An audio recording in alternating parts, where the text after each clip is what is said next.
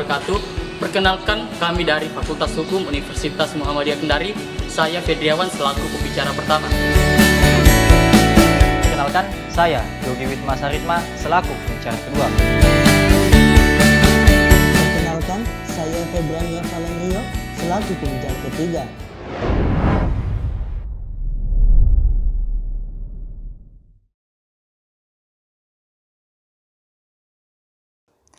Kepentingan bangsa adalah kepentingan tertinggi di atas kepentingan pribadi dan kepentingan golongan. Assalamualaikum warahmatullahi wabarakatuh. Dewan Juri yang terhormat, Pilkada atau pemilihan kepala daerah merupakan sebuah pemilihan yang dilakukan secara langsung oleh para penduduk daerah administratif setempat yang telah memenuhi persyaratan. Kami memahami bahwa di dalam Undang-Undang Nomor 10 Tahun 2016, Pasal 201 Ayat 6 yang berbunyi bahwa pemungutan suara serentak gubernur dan wakil gubernur, bupati dan wakil bupati, serta wali kota dan wakil wali kota hasil pemilihan tahun 2015 dilaksanakan pada September tahun 2020. Dan pada pemilihan daerah kepala daerah tahun 2020 ini dilaksanakan di 270 daerah dan 34 provinsi yang terbagi di seluruh wilayah Indonesia. Pemilu kada ini adalah salah satu wujud nyata dari pemerintah dalam mengikutsertakan masyarakat atau berperan secara langsung dalam memilih calon kepala daerah dan wakil kepala daerah. Pemilihan merupakan solusi alternatif untuk dilaksanakannya pemilihan umum kepala daerah. Karena dengan pemilihan yang dilakukan secara serentak, masyarakat dapat berpikir secara check and balance serta juga dapat dianggap sebagai pelaksanaan yang efisien. Dewan Juri yang terhormat, namun seperti yang kita ketahui bersama, di tahun 2020 ini dunia mengalami bencana non-alam yaitu Coronavirus Disease 2019 atau COVID-19. Pada 11 Maret 2020, penyebaran COVID-19 telah dinyatakan sebagai pandemik oleh Organisasi Kesehatan Dunia World Health Organization atau WHO yang terjadi di sebagian besar negara-negara di seluruh dunia. Termasuk di Indonesia, telah banyak korban berjatuhan dan menunjukkan angka peningkatan dari waktu ke waktu serta telah ditetapkan sebagai bencana non-alam nasional. Sehingga dengan adanya penyebaran COVID-19 ini, pemerintah menerbitkan peraturan pengganti Undang-Undang Nomor 2 Tahun 2020 tentang pemilihan kepala daerah atau Pilkada, yang sebelumnya juga telah dijelaskan dalam Undang-Undang Nomor 10 Tahun 2016 tentang perubahan kedua atas Undang-Undang Nomor 1 Tahun 2015 untuk menggeser pelaksanaan Pilkada yang seharusnya dijadwalkan pada bulan September, kemudian ditunda pada bulan Desember 2020. Dewan Juri yang terhormat, berdasarkan data yang kami dapatkan dari Satuan Tugas Penanganan COVID-19 bahwa jumlah korban positif yang terdata pada tanggal 11 Agustus 2020 mencapai 1.693 orang, sehingga total korban positif di Indonesia sebanyak 128.776 orang. Dan pada bulan September lalu terjadi peningkatan yang cukup tinggi dari 128.776 orang menjadi 225.030 orang. Dan menurut Satuan Tugas Penanganan COVID-19 pada bulan Desember nantinya diperkirakan kurva COVID-19 akan terus meningkat. Oleh karenanya, berdasarkan data tersebut, kami berasumsi bahwa pelaksanaan pilkada di era new normal tahun 2020 harus ditunda, sehingga kami memilih posisi kontra pada mosi perdebatan pelaksanaan pilkada di era new normal tahun 2020. Terima kasih dari saya. Demikian. Billahi fisabil haq fastabiqul khairat. Wassalamualaikum warahmatullahi wabarakatuh. Salus populi suprema lex exto. Keselamatan rakyat merupakan hukum tertinggi bagi suatu negara. Assalamualaikum warahmatullahi wabarakatuh. Dewan Juri yang terhormat, melanjutkan argumentasi dari saudara saya bahwasannya ada gium yang diungkapkan oleh Marcus Tullius Cicero sejalan dengan filosofis ataupun tujuan bernegara bangsa Indonesia. Sebagaimana yang telah dirumuskan di dalam pembukaan Undang-Undang Dasar 1945 pada alinea keempat yang menyebutkan melindungi segenap bangsa Indonesia dan seluruh tumpah darah Indonesia. Dewan Juri yang terhormat, oleh karenanya pelaksanaan Pilkada 2020 seibaratnya memikirkan hal yang indah tanpa didasari pemikiran yang rasional. Hal ini dikarenakan penyebaran COVID-19 di Indonesia sampai saat ini belum bisa dikendalikan ataupun diatasi. Bahkan, negara Indonesia menjadi salah satu negara di dunia yang cukup banyak terjangkit COVID-19. Dewan Juri yang terhormat, sebagai warga negara Indonesia, tentu saja kita mempunyai keinginan yang sama untuk memutus mata rantai penyebaran COVID-19. Namun, apabila Pilkada 2020 di era new normal tetap dipaksakan, maka usaha-usaha ataupun upaya-upaya untuk memutus mata rantai penyebaran COVID-19 akan terkendala, bahkan perlindungan terhadap warga negara Indonesia terhadap pandemi COVID-19 akan terancam. Faktanya bahwa berdasarkan data yang kami dapatkan dari Komisi Pemilihan Umum Republik Indonesia yang mengatakan seiring ditutupnya pendaftaran Pilkada 2020, ada 37 orang bakal calon dari 21 provinsi terpapar COVID-19. Bahkan Ketua KPU Republik Indonesia dan salah satu anggota KPU Republik Indonesia terpapar atau positif COVID-19.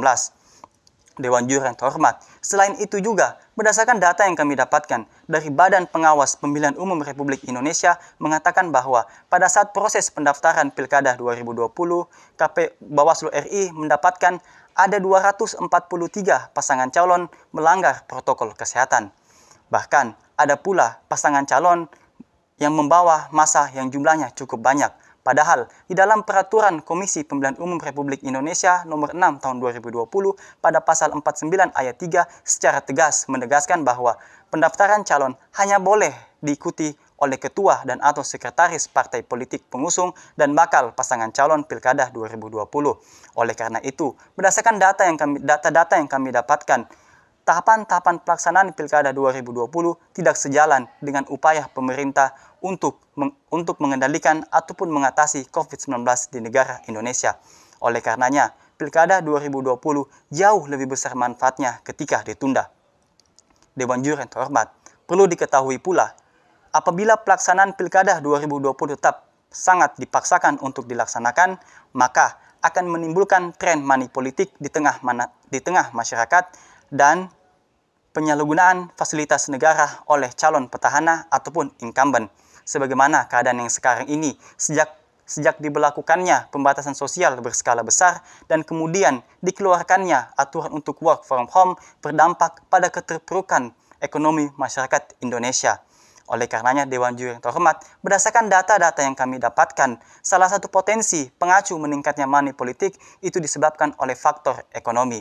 Dewan Juri yang terhormat, bantuan sosial atau bansos di tengah COVID-19 bisa saja diselewengkan untuk kepentingan Pilkada 2020. Oleh karena itu, pelaksanaan Pilkada 2020 akan diwarnai dengan tren meningkatnya praktik politik uang dan penyalahgunaan fasilitas negara di tengah masyarakat. Dewan Juri yang terhormat, bahkan secara normatif di dalam Undang-Undang Nomor 6 Tahun 2020 pada Pasal 122A mempertegas pelaksanaan Pilkada 2020 dapat ditunda dengan persetujuan dari Dewan Perwakilan Rakyat, Komisi Pemilihan Umum Republik Indonesia, dan Pemerintah Indonesia. Sekian dari saya. Billahi fisabilil haq, fasabil qad khairat. Assalamualaikum warahmatullahi wabarakatuh. Politik harus tunduk pada hukum dan bukan sebaliknya. Assalamualaikum warahmatullahi wabarakatuh.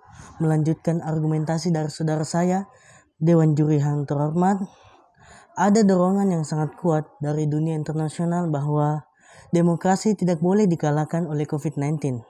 Demokrasi yang dimaksud di sini bukan hanya sekedar melaksanakan pesta demokrasi seperti pilkada, tetapi juga ada hak-hak seperti kebebasan berpendapat tidak boleh dihambat, ruang gerak untuk berekspresi tidak boleh dibatasi dengan alasan COVID-19. Tetapi ada satu pesan yang sangat eksplisit bahwa demokrasi tidak boleh membahayakan kesehatan dan keselamatan publik dengan tetap memaksakan untuk dilaksanakan pilkada di era new normal. Kemudian, kualitas demokrasi kita tidak boleh dipertaruhkan. Artinya, bukan hanya sekedar melaksanakan prosedur dan protokol kesehatan, tetapi juga mempertimbangkan apa dampak yang akan terjadi. Apakah akan menimbulkan kekhawatiran di masyarakat karena tidak adanya jaminan pasti masyarakat dapat terhindar dari COVID-19 walaupun dengan menerapkan protokol kesehatan sekalipun.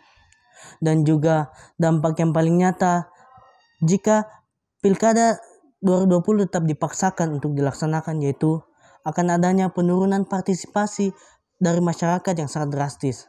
Partisipasi perlu kita ketahui bukan hanya sekedar datang ke TPS lalu memberikan hak suaranya, tetapi juga dalam arti luas yaitu keikutsertaan dalam melakukan pengawasan pada setiap tahapan pemilihan, dan juga menyampaikan laporan jika patut diduga terjadinya sebuah pelanggaran.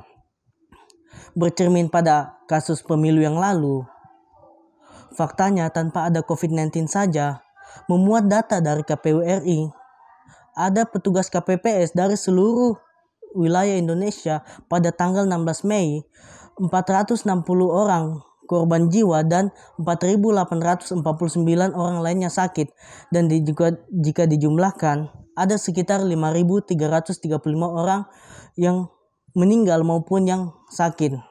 Dan apabila jika Pilkada 2020 tetap dipaksakan untuk dilaksanakan, akan ada potensi meningkatnya angka kematian dan juga orang sakit akibat COVID-19 itu sendiri.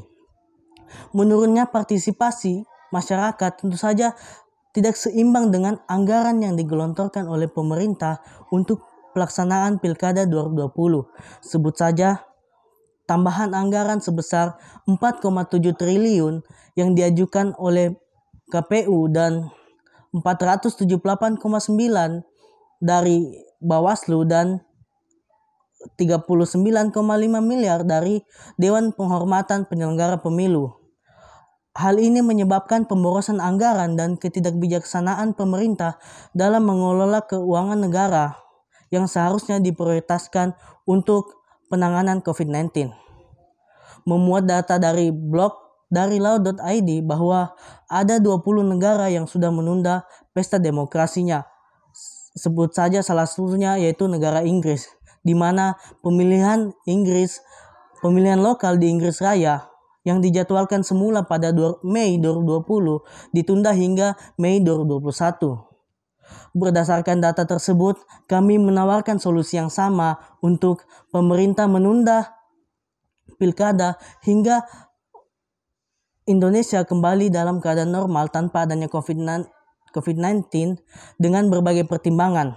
Dan juga jika adanya kekosongan jabatan di setiap daerah akan diisi oleh penerus jabatan atau PJ yang ditunjuk langsung oleh presiden itu sendiri. Demikianlah argumentasi dari kami, Dewan Juri yang terhormat. Saya ucapkan billahi fisal bihaq, fastabiqul khairat. Wassalamualaikum warahmatullahi wabarakatuh.